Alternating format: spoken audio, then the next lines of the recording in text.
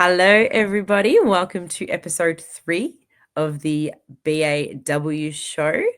Thank you so much for tuning in. Well, it's Tuesday night when we are recording this. I am joined by Amanda. Hello, Amanda. Long Hello. time no see. Oh my It's been God, I've ages. missed you. How are you? I am great. How are you? Good. It's been an absolute a weekend. I swear to God, every time I try and record these shows, something happens and it gets pushed back a couple of days. I mean, like last week, well, 2 weeks ago, I had to postpone the show completely because I was sick. And then today we were supposed to record earlier and now we're recording at like 9 o'clock at night, but that's okay. We're here now. We're here now. We're sitting 3-1. Like, who would have thought we'd be sitting 3-1 when the fixture came out after the season that we had last year? What have you made so far of the first month of football that we've had in the W this year? Yeah, when you say who would have thought we'd be sitting 3-1, I'll put my hand up and say, not me. But I am very happy to be here. I have particularly liked what I've seen the past couple of weeks. I just feel Yeah, like the team has been growing and growing, and they are playing some pretty exciting football. they are. And like we've mentioned it like a couple of times so far this year, just our run and carry and our quickness, like the ability to be quicker with our hands and our feet and not actually just waiting. Like we've spoken about so many times in the past, just the slow ball movement into the forward 50. How much has that changed in It just a short time? It has changed. It's changed so much, and we'll obviously get into the game a little bit, but just, comparing it to last week, it was a little bit different because you could see that they still wanted to play fast, but the Bulldogs weren't quite letting them do that as much as the Lions did last week.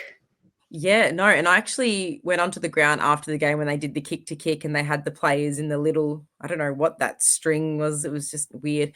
But I actually spoke to Tara Bohanna and she was telling me that um was it her? I think it was either her or Kira Fitzgerald. They were telling me that you could visibly tell on the ground last week that the Brisbane players were rattled and they were yelling at each other. Like, just yelling at each other, and it's just like, that's fascinating. Like, a Yeah, team like Brisbane, like, who did actually play a really good game against Adelaide on the weekend and got the win, but when you put it into perspective for the season, that win against Brisbane has actually probably set us up for the entirety of the remainder of the season, and like you said, like, the Bulldogs gave us absolutely nothing. We only really broke it apart in the second half, but, that's right. what did you make of the first half? We'll start with the first half and then we'll work our way into pulling away. So what was your key takeaways from the first half, like players, just the overall vibe of the game? So a few things, just in terms of, I guess after watching Brisbane, I really wanted to know, was that a fluke? Or were they going to play like that again? And then I realized that they were trying to play like that, but seemed a little bit unable to. But I really liked that they didn't give up and they just kept going and trying to play like that. Some key call outs for players. I thought Sophie had a Mm. great game. She Yeah, was we'll fantastic. we'll touch on that a bit later around Yeah. Sophie, but I know we were talking earlier today, and there was one player that I reckon you wanted to mention that I I reckon deserves thought at least 10 minutes. Dana Finn was unbelievable. She for the whole game, she was fantastic. She was absolutely everywhere, and Yeah. her skills seem to have improved so much so quickly.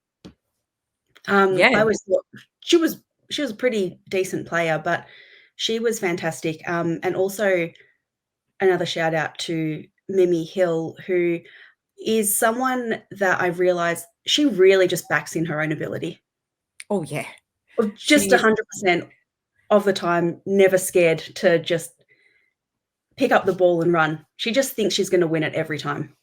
and that's the kind of attitude you kinda need at this level, and, like, just going back to Dana for a second, she had 20 disposals till halftime. She That's ended up on 31. And yeah, she was a bit quieter in the second half with 11 disposals, but that's still pretty good for a half of footy, if you ask me. that is still heaps. 31 is a lot, and she was just so clean and so fun Yeah. to watch. Interesting, though, you say that she was clean, like 16 contested possessions, but her disposal efficiency was only 52%. You wouldn't know it. Well, Yeah, I wouldn't yeah, have picked that.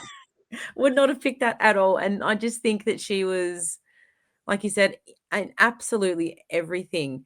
Like in comparison, I was talking to Nick in the cheer squad, and I said that she just her ability to like just in the 12 months between last season and this season, just her work ethic around getting better, especially being an Irish girl and probably playing the Gaelic game, picking up AFL's not, for those players, it's pretty hard. I want to say like the game's similar, but I still think that in like picking up the skills and getting your head around the tempo of the game, I reckon she's just picked it up this year and it's just slotted straight into that team.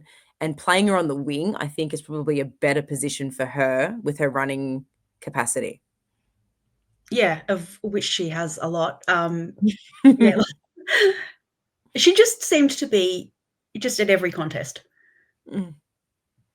I'd look up and she was there. Yeah. Literally. And where we were sitting, I think the view is obviously a little bit obscure. And I want to ask your opinion. Did you think there was a bit of a jumper clash between the two jumpers on the weekend? Like we were I commenting on it in our bay, and we're like, I can't actually tell who's got the ball. I had to watch the game back to actually visually see where things were going in that first half, especially with the Bulldogs' pressure and just their ability to still hit the scoreboard in tight situations and just still being able to open us up over the back. But we were like, I can't tell who's got the ball. before the game started, I thought that and thought, "Oh, I'm probably gonna struggle here, especially since they're both wearing blue shorts as well," Yeah, yeah. which didn't help the situation. I thought the jumper clash was pretty bad.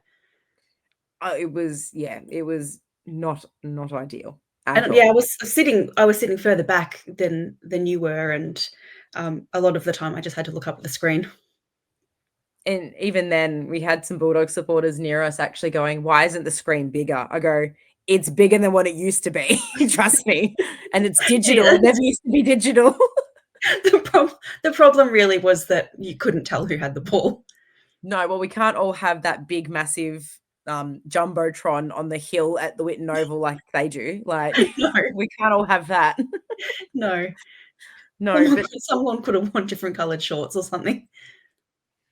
or the Indigenous jumper could have been a bit of a different design. Look, I love the Indigenous jumpers of both teams, but it was just a little bit of a clash for mine, and Yeah. it's not as bad as, some clashes that I have seen, but look, it was pretty bad. If we fast forward now into the second half, I'm just having a look at the scores at the moment. We actually scored 4 goals to 2 in that second half. We actually kept them goalless in that third quarter, kicking 2-2 ourselves, and they kicked 3 points. What did you notice change in that second half?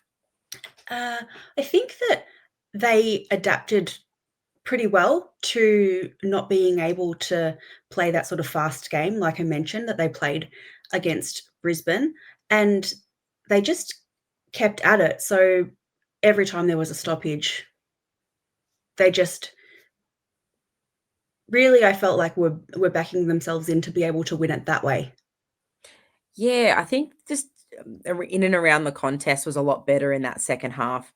Yeah. And just like looking at some key stats, like our clearances 25-20, our stoppage clearances were 20-11. So that kind of just like emphasizes the dominance that we had in and around the ball. Um, yeah, it was pretty like looking at them as pretty well, evenly matched. And would you believe they were in front for 15 minutes of the entire game? Oh, 58 minutes for us and 15 minutes for them. When was that? So their biggest lead was at the 14-minute mark of the second quarter, and that was 8 Mhm. points. And we were up by 23 at the 14-minute mark. We were on by 16. Yeah. Yeah, I think at that point I sort of thought, "Oh, there's another level that they can go to." Yeah. I feel like that first half was just I think they were just a little bit shell shocked by the pressure that the Bulldogs brought. And like having looked at the Bulldogs game against Hawthorn in round 3, I kind of got the sense that they were going to bring the heat. Um, and like full credit to the Bulldogs, they were fantastic in that first half. I think yeah, just our ability to control the game in that second half is probably what served us well in terms of getting the points and just having a look like yeah, just looking at all their players and who played well. I thought that was it Deanna Berry had a very good first game back for them after being out for so long, and Yeah, I think it was what's her name Gutnick. Brittany Gutnick was their yeah. best player for me. 23 disposals, 6 contested possessions. She was every time I looked up, either she had the ball or Dana Finn had the ball. It was like tit for tat, pretty much. Yeah, But a lot of back and forth there. no, and we found ourselves. I know if you watched last week's show, Terry and I did a bit of a ladder predictor I did see for for where I we did were see going to that. be if we got the points. And the fact that Essendon lost and West Coast won actually bumped us up to 5th. So we're currently sitting 5th on the W ladder with a very healthy percentage, but not as healthy as North Melbourne's at 490. That's an extremely high percentage. That's an outrageous percentage, almost No, 500 well, after 4 games. yeah, and the top three are sitting well over 180 in terms of their percentage, and we're like 15% behind Hawthorn, who are sitting 4th. So um, it's going to be interesting to see the next couple of weeks where things land for us, and we'll come back to that a bit later. But let's talk Sophie McKay. Let's talk Sophie McKay.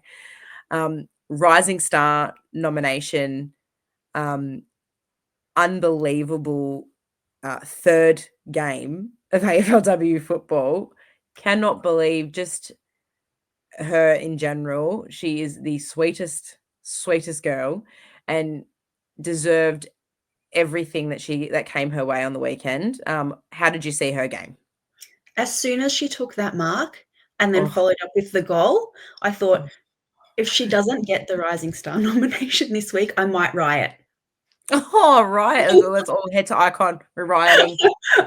was telling anyone who would listen to me on Sunday that Sophie was getting the Rising Star nomination, so I'm glad she Good. did.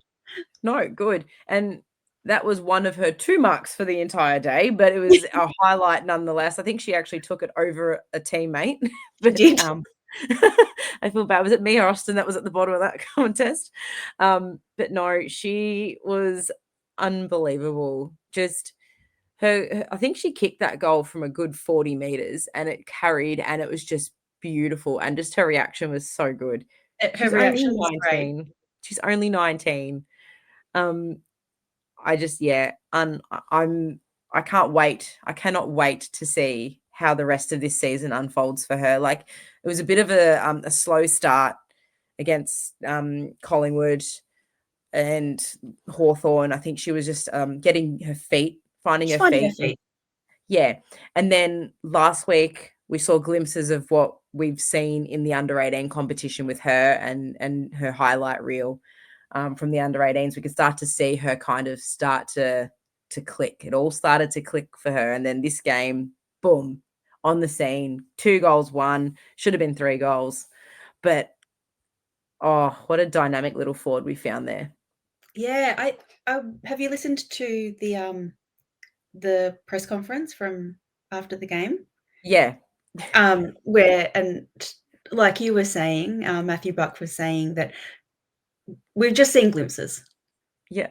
We're we're going to see more, and she's a real excitement machine.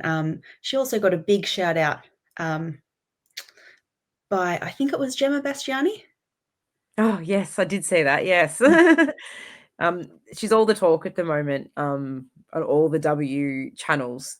Um, that yeah, no, so well deserved, and I just can't wait to see, like, to first season.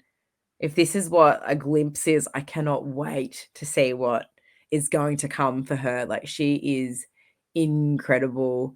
Um, she's gonna run riot against Gold Coast this week. She's someone who you can tell she's just going to be really exciting to watch. She really, really is, and I'm looking forward to it. Um, with playing comes a downside to, Mm.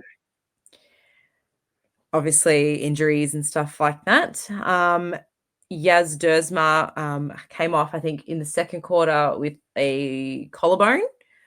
It looks likely that she will miss up until at least round 9 at the earliest, so she might get back for the last 2 to 3 games.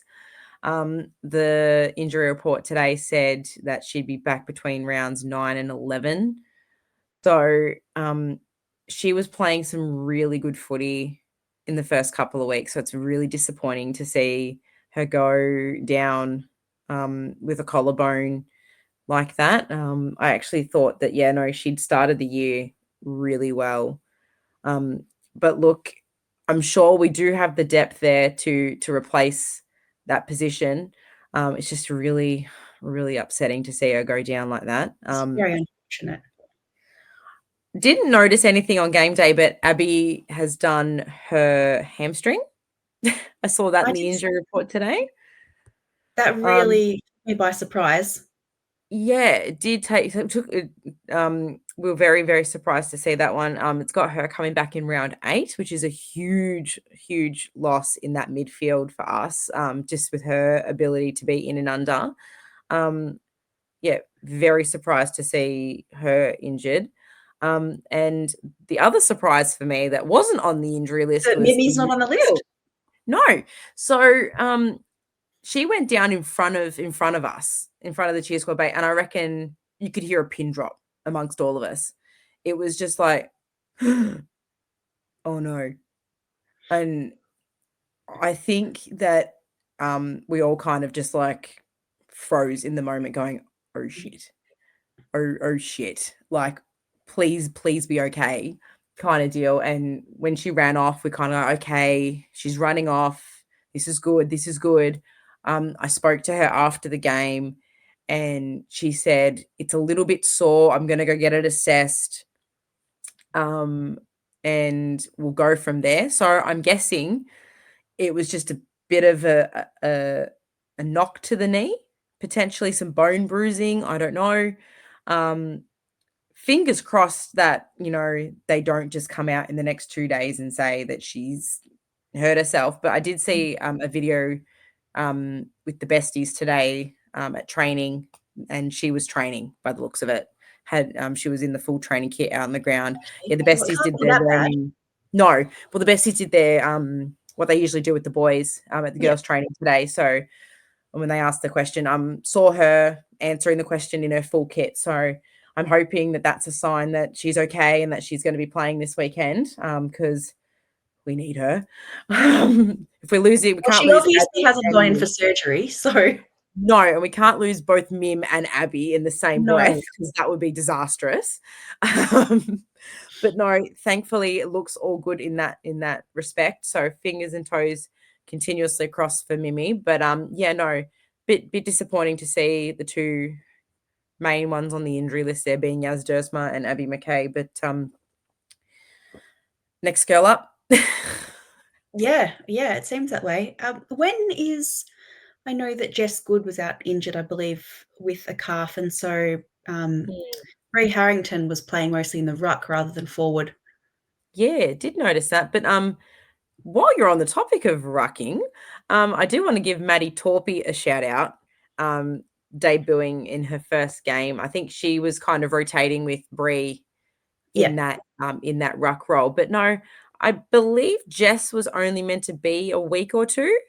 Um, yeah, no, I need to flick back and have a look at the injury report for last week. But Yeah, no, I don't think she'd be out as long. She wasn't on that injury list, so I'm not too That's sure. that's what I wondered. Maybe it was just a week. I did read the report 3 times because I was expecting to see Mimi's name on there and was not expecting to see Abby's name on there.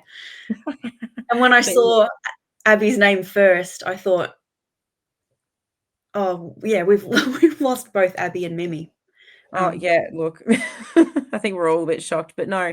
Um, yeah, no, I haven't seen anything about Jess Good in that regard. I'm just trying to flick back and see if I can see something. Um, injury report.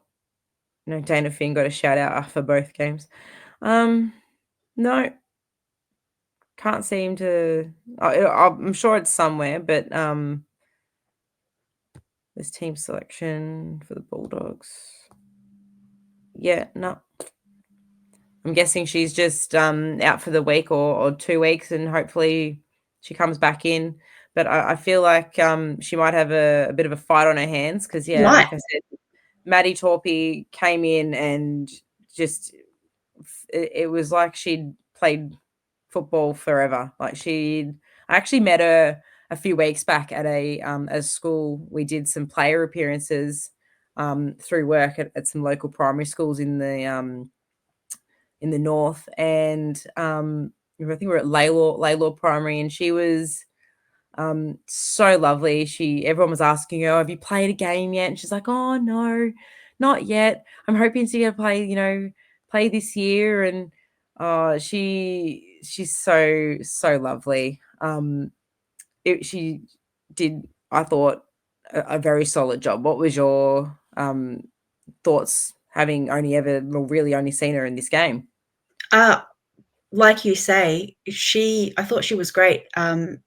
It didn't look like it was her first game, especially playing in that position, which a lot of players playing in that position for their first game can really look like they are trying to find their feet. Mm. I thought she did a good job, and if that's going to create a selection headache, then that's what we want. Yeah, I want a selection headache. No, she had 5 hit outs, which was pretty good, and she had a couple of clearances herself as well. So I think Bree did do the majority of the rucking, by the looks of it. Yeah, she had That 9 is hit what I outs. noticed because I Yeah, had no, been used to her, especially like from even last season, seeing her mostly play forward. yeah, which I'm not mad about because she's a target. Yeah. We need targets. And if we're gonna just bring it back a little bit, I'd be remiss of me not to mention this girl. I think Terry would be very disappointed if I didn't mention this girl, and that is Poppy Schultz. Yep. Your Another turn to talk for 10 minutes. a dominant display, I thought, from Poppy. Um, there was a passage of play in that last quarter where it was in our pocket. She took on, I think, 2 Bulldogs players, and ran away with the ball and hit a target on the wing, and we're all just like, "Sorry?" It's bliss. It's bliss to watch. Someone hitting a target is bliss to watch, I know.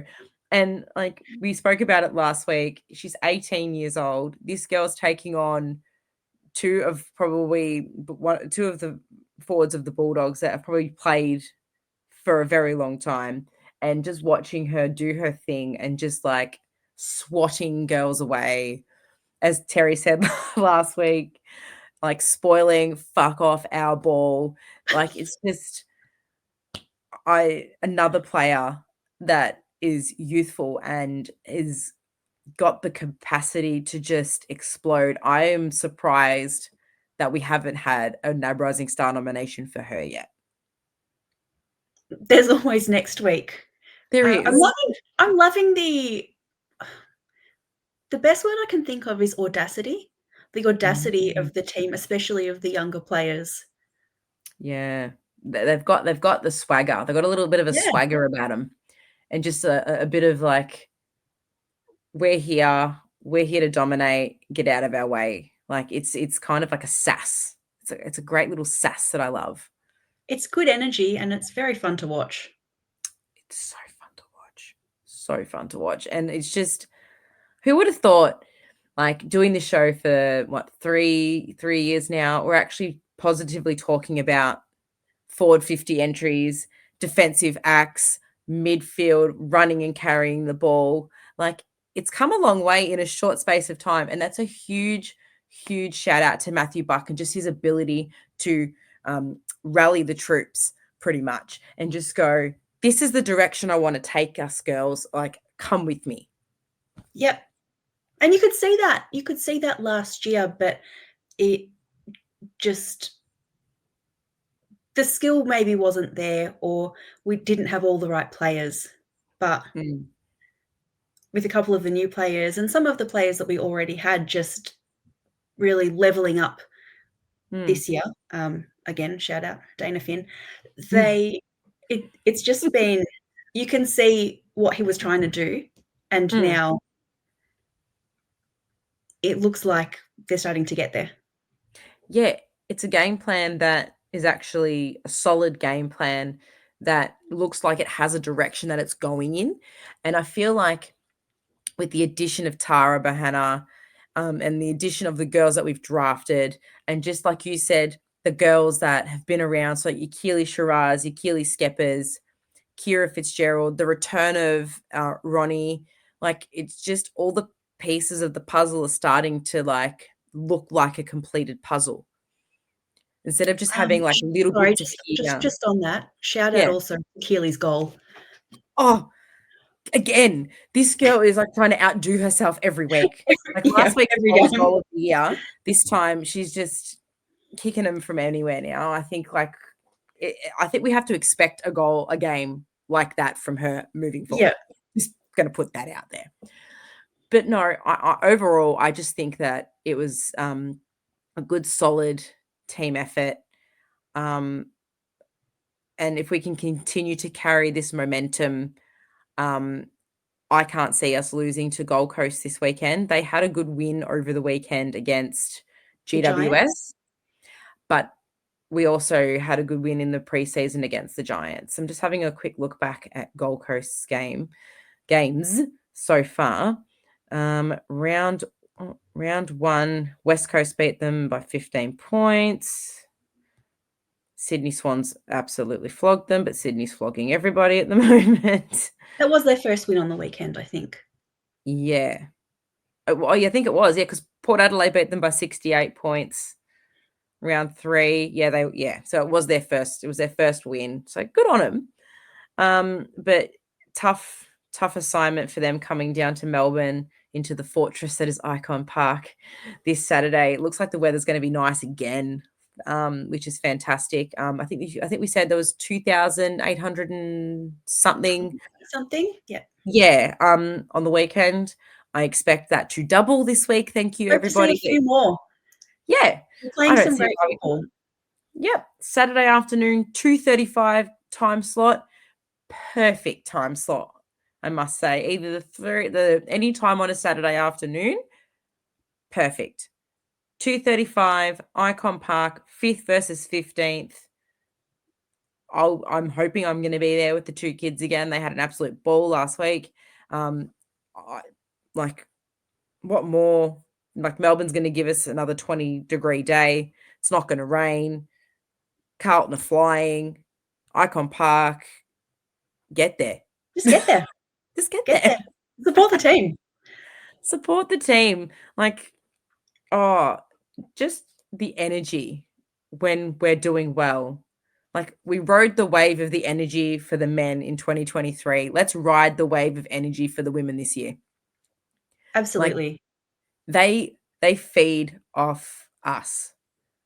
Like, every time we see them, it's, thank you so much for coming, guys. We really appreciate it. We love having you here. Like, feeling appreciated by the W is incredible. And walking out of there, my 5-year-old daughter is like, Mom, did we win? I go, yeah. She goes, oh, that's so good. Singing the theme song, asking questions. She's like, oh, did Abby play well? Did Mimi play how? I'm like, you know the girls' names. This is huge. The answer is yes. They both played very well. Yes, you did, darling. And then she's yelling out when, it's so funny. She's yelling out when it doesn't matter who has the ball. She just starts yelling out random, like, "Oh, go Abby." I'm like, "Abby doesn't have the ball, sweetheart." But like she'll watch it on TV with me, and she's just starting to really enjoy going to the football, understanding the football. Started Auskick herself this year, and like seeing our girls doing so well, it like the next generation get to see that, and that's what I love about this. That's what I love Yeah. about W. It's so inclusive, and the young girls can aspire, and there's something that they can aspire to in sport, and I'm just like, this is the best. Yeah, it is a really good, it's a really positive thing. And the way that the team are going at the moment, there's no reason not to go. There is no reason not to go, and I expect to see everyone there. Even if I don't know you, I wanna see you there. Just come up and say hi. Yeah, come up and say hi. I'll be sitting in the cheer squad bay. I'm friendly enough. My daughter will probably have her face painted again, and I'll probably be chasing my one-year-old, but hey, I'm friendly enough, I'll say hi. What are your predictions to finish off? What are your predictions of this game? I think that we should win. I think we should win comfortably. Hmm. Yeah, I Um, reckon 20, 30 points yeah, and above if we continue on the same trajectory that we're going on. In the comments, let us know what you think of the game that was, and what your predictions are for the game to be. I was looking forward. I'd like to look forward, and I think round 6 is going to 2 weeks be time. a very interesting game of football. If we're both, or if they're sitting 5-0 and we're sitting 4-1, Arden Street is going to be rocking. Yeah, that's a game And that will really tell us test where us. they're at. Yeah, that's exactly right. It'll show us because they're the benchmark. Like North Melbourne are the benchmark at the moment. They've been the benchmark for the last 2 years. In saying that, so were Brisbane. Brisbane were the benchmark. We've knocked them off. Yep, North better not rest on their laurels. We're coming. absolutely. But no, thank you. Thank you so Thank much for you. coming on. I know it's been back and forth the last couple of weeks trying to coordinate having you on, and I I'm so appreciate giving excited up to be your here. time. It's 10 p.m. I'm so thankful that you have been able to give up your night to be able to record this. Follow us on Instagram, BAW Show. I will make sure that the Blue Abroad channel do share the link to follow us. Huge shout out to the BA channel for allowing us to have this platform. And of course, to my Cheer Squad family that are our proud sponsors of the show. Huge shout out to them. They are also the best. But Amanda, thank you so much for coming on. Love having you here, and I'm sure we will all see you throughout the remainder of the season. Absolutely. I would love to be back. Oh, we're definitely going to be having you. But in the meantime, everybody, leave your comments below. Thank you so much for tuning in whenever you are watching this. And Amanda, go Blues. Go Blues. See you, everyone. Bye.